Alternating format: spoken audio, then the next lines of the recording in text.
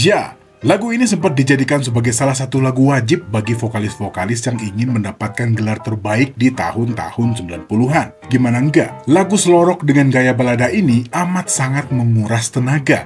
Selain harus punya power yang bagus, sang vokalis juga dituntut untuk tetap stabil sambil terus mengejar nada tinggi, yang pastinya juga butuh teknik khusus buat bisa mencapai oktav yang diinginkan. Salah-salah malah bisa pingsan di atas panggung.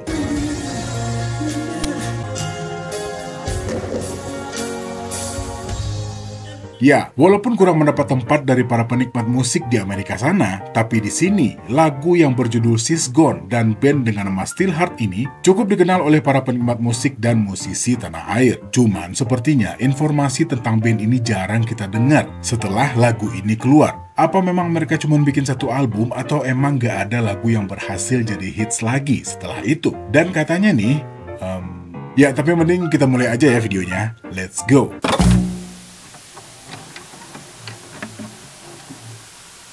Ya, selain dikenal sebagai negara yang berbentuk bulan sabit, Kroasia juga dikenal dengan keindahan panorama sunset yang luar biasa. Dan dalam hal kesenian, selain musisi-musisi lokal yang cukup dikenal, terdapat beberapa musisi berdarah Kroasia yang sangat terkenal di dunia. Selain Chris Novoselic dari Nirvana, Michael Bublé dan Lorde juga memiliki darah Kroasia dalam tubuhnya. Termasuk juga salah satu pentolan band asal Amerika dengan nama Steelheart dengan vokalisnya yang bernama Miljenko Matijevic.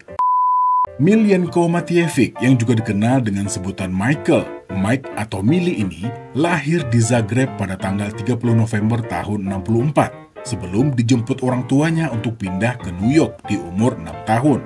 Dari kecil, Mili sudah cukup akrab dengan musik, terutama musik country. Dia sering menyanyikan lagu-lagu country bersama saudara laki-lakinya untuk menghibur sang ayah. Setelah sempat bergabung dengan paduan suara di umur 9 tahun, namun seleranya berubah saat mendengarkan lagu-lagu Led Zeppelin di umur 11 tahun.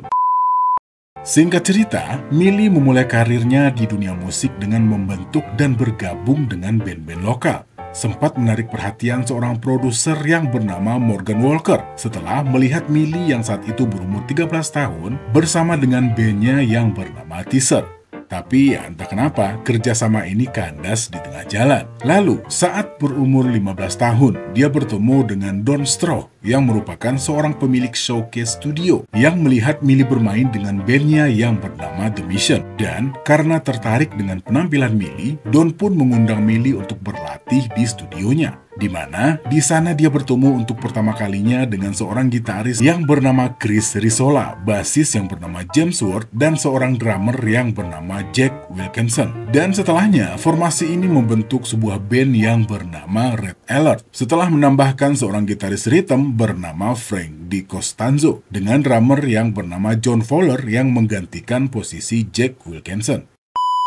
Dan setelah cukup lama meminang-minang, apakah dia akan mulai serius dengan musik atau tetap melanjutkan pendidikannya? Singkat cerita, saat Mili menjalani kuliahnya di jurusan teknik mesin pada tahun kedua, dia mulai menyadari sesuatu, kalau saya ditakdirkan untuk menjadi seorang penyanyi. Dan sejak saat itu, dia mulai fokus untuk menulis lagu dan materi demo bersama Red Alert. Ya, singkat cerita lagi, setelah menyelesaikan demo 5 lagu, Mili, Jimmy Ward, dan seorang temannya yang bernama John Bellman pergi ke Los Angeles dengan satu tujuan, mendapatkan kontrak rekaman. Dan hanya dalam waktu 1 bulan, mereka pun mendapatkan seorang manajer baru dan kontrak rekaman dengan MCA Records, dan memutuskan untuk mengganti nama Red Alert karena nama tersebut sudah terlebih dahulu digunakan oleh seorang DJ. Dan selanjutnya menggunakan nama Steelheart setelah kata-kata steel dilontarkan dan ditambahkan dengan heart oleh Mili. Dan tak lama setelahnya, mereka pun langsung masuk studio untuk meramu album pertama mereka yang keluar pada tanggal 10 Mei tahun 90 dengan judul yang sama dengan nama band ini. Ya, album self-title ini langsung meledak di pasaran, mendapatkan respon positif dari para penikmat musik dan kritikus musik yang juga membanding-bandingkan mereka dengan Whitesnake dan Led Zeppelin. Wow, pembandingnya legend semua ya. Lanjut lagi. Lalu, dengan suksesnya album ini, basis penggemar band ini pun berkembang pesat di seluruh dunia. Album Steelheart terjual sebanyak 33.000 keping pada hari pertama di pasaran Jepang saja, dan disambut dengan perayaan platinum dengan lagu balad mereka yang berjudul She's Gone, yang mencapai posisi pertama di tanggal lagu internasional, disusul dengan single kedua yang berjudul I'll Never Let You Go.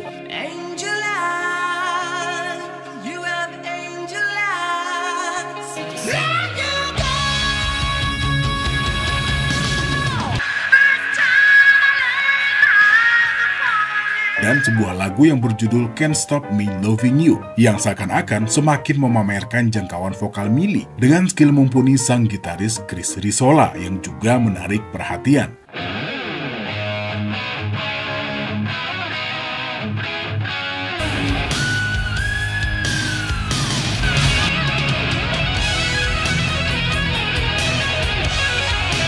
Di satu sisi, album debut band ini hadir di saat dunia musik masih dikuasai oleh band-band glam metal yang sangat digandrungi para penikmat musik pada saat itu. Dan di sisi lain, setelah sukses yang cukup besar, Steelheart melanjutkan gaung mereka dengan menghadirkan album kedua yang berjudul Tangled in Dreams yang dirilis pada tanggal 10 Juli tahun 92. Album dengan format yang hampir sama dengan album pertama ini hadir di saat semua lampu telah padam untuk masa hair metal dan kostum spandex yang mulai bergeser ke arah musik yang lebih mentah dan kasar yang berasal dari Seattle. Namun, hal ini tidak jauh lebih menggenaskan terhadap nasib mereka setelahnya.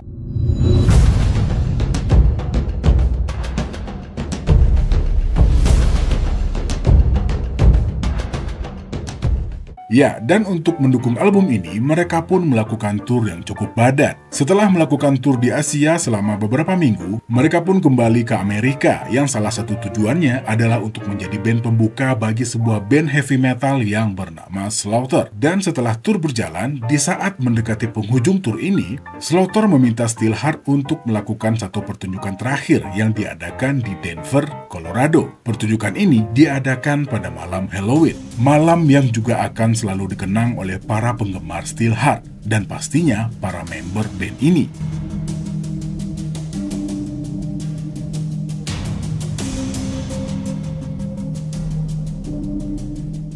Saat tampil membawakan lagu Dancing in the Fire, yang juga merupakan salah satu lagu hits dalam album Tangled in Dreams, Millie memutuskan untuk memanjat sebuah tiang lampu yang juga ternyata tidak dipasang dengan baik. Dan tanpa mengetahui apa yang akan terjadi, tiang dengan berat hampir setengah ton ini jatuh ke arah panggung saat pertunjukan sedang berlangsung. Walaupun sudah berusaha untuk menghindar dengan cara berlari ke arah yang sama, Millie malah tertimpa rangka ini yang mendarat tepat di atasnya. Rangka ini juga menghantam bagian belakang kepala Millie dengan posisi wajahnya yang menghadap ke panggung. Dan akibatnya Millie mengalami patah tulang hidung, tulang pipi, rahang, dan juga membengkokkan tulang belakangnya. Ya, walaupun secara ajaib Millie masih punya kekuatan untuk berjalan keluar dari panggung dan segera dibawa ke rumah sakit. Dan setelahnya, karir Steelheart untuk sementara berakhir pada malam itu setelah kesuksesan yang sangat luar biasa.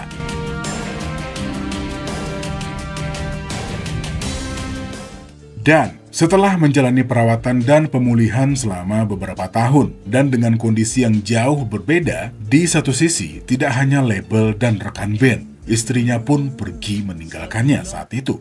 Lalu, pada tahun 96, Steelheart kembali hadir dengan formasi baru, dengan seorang gitaris yang bernama Kenny Kanowski, basis bernama Vincent Mele, dan drummer yang bernama Alex Makarovich.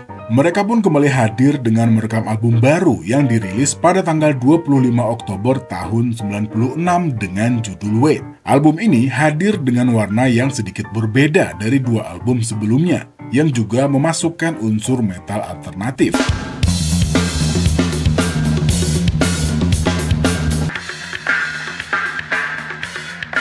Ya, mungkin dengan harapan bisa bersanding dengan band-band yang ada pada saat itu. Dan saat akan memulai tour untuk album ini, James Ward kembali pada posisi drum, yang secara nggak langsung menggantikan posisi Alex Makarovich. Ya, meskipun album ini gagal mencapai puncak di tangga lagu Amerika Serikat, namun lagu yang berjudul We All Die Young berhasil masuk dan dijadikan sebagai sebuah soundtrack untuk sebuah film yang berjudul Rockstar, yang juga dibintangi oleh Mark Wahlberg dan Jennifer Aniston. Ya, tidak banyak cerita tentang band ini pada tahun-tahun ini. Setelah sempat mengeluarkan EP dengan judul Just a Taste pada tahun 2006 yang berisikan 3 track dan juga dibantu oleh gitaris yang bernama Uros Raskovsky, Sigve Jursen pada bass, Mike Humbert pada drum, dan dengan kembali mengajak gitaris lama mereka, Chris Risola. Ya, bukan gitaris lama mereka mungkin ya, gitaris lama Millie. Ya, karena pada saat ini cuma Millie yang berstatus sebagai anggota originalnya Steelheart. Oke, lanjut. Lalu, 2 tahun kemudian, lagu EP ini digabungkan ke dalam album yang diberi judul Good to Be Alive, yang dirilis pada tanggal 24 Oktober tahun 2008. Good to Be Alive adalah lagu yang sangat dekat dengan hati saya, jelas Millie. Saya menulis lagu ini sambil merenungkan masa lalu saya, mengingat kedalaman kecelakaan saya pada tahun 1992. Saya seharusnya tidak bisa keluar dari panggung itu dalam keadaan hidup. Saya dikaruniai untuk hidup kembali. Kita semua teralihkan oleh kerumitan kehidupan kita sehari-hari, dan kita lupa betapa rapuh dan berharganya hidup ini. Ini dia, waktu terus berjalan sekarang. Hiduplah, cintai dan nikmati anugerah ini, katanya. Ya, album ini juga mengkreditkan posisi bass pada Ralph Jones, walaupun hanya tampil pada lagu Twisted Future, Good to Be Alive, dan versi akustik Good to Be Alive. Dan sisanya diisi oleh Sigve Jursen. Ini bacanya kalau saya salah, mohon dikoreksi ya. Ya, lanjut lagi. Dan setelahnya, dalam rangka untuk mempromosikan album ini, tur pun dijalankan. Ditambah dengan kembalinya sang gitaris utama, Chris Risola, yang sebelumnya juga sempat melakukan tur dengan band ini untuk tur singkat setelah merilis EP Just a Taste pada tahun 2006, yang juga ditambah dengan bergabungnya Uros Raskovsky pada gitar. Dan ya, sekali lagi, nggak banyak info yang bisa didapat mengenai perjalanan band ini pada masa-masa ini, selain Millie yang cukup sibuk dengan proyekan pribadinya, termasuk sebuah tur untuk membantu Ray Manzarek dan Robbie Krieger untuk menggantikan almarhum Jim Morrison di tahun 2010. Dan di sela-sela tahun ini, Millie juga sempat berkarir di Korea Selatan dan mengeluarkan beberapa single dan bermain di beberapa film di tahun 2015 sampai 2016. Yang sebelumnya juga sempat mengunjungi beberapa kota di Indonesia di acara Java Rockinland di tahun 2013. Dan setelahnya, Steelheart kembali menelurkan sebuah album di tahun 2017. Sebuah album dengan nuansa kontemporer dan lebih berani, namun tetap mempertahankan vokal kuat Millie. Album yang dinamakan Through World of Stardust ini diklaim memadukan masa lalu, masa kini, dan masa depan dalam sebuah karya musik hard rock yang tak terbantahkan, katanya. Pada album ini, kita akan mendengar ritme-ritme gitar yang lebih melodius, layaknya lagu-lagu alternatif metal yang keluar pada era-era tersebut.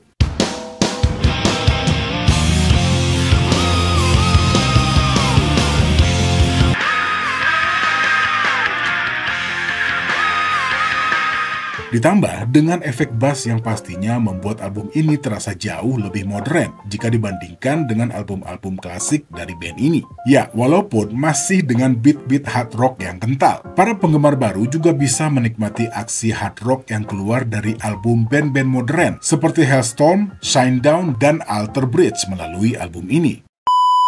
Ya, dan setelah beberapa waktu menghilang, saat ini Steelheart digawangi oleh the one and only Miljenko Matejevic, Joe Pescia pada gitar, dan Mike Humbert pada drum. Ya, dan kalau dilihat-lihat di akun YouTube-nya sendiri, saya nggak lihat update lagu baru ya untuk formasi ini, selain beberapa single lama yang diremix dan beberapa lagu baru yang hanya menampilkan Millie satu-satunya di dalam video tanpa ada figur pemain lain.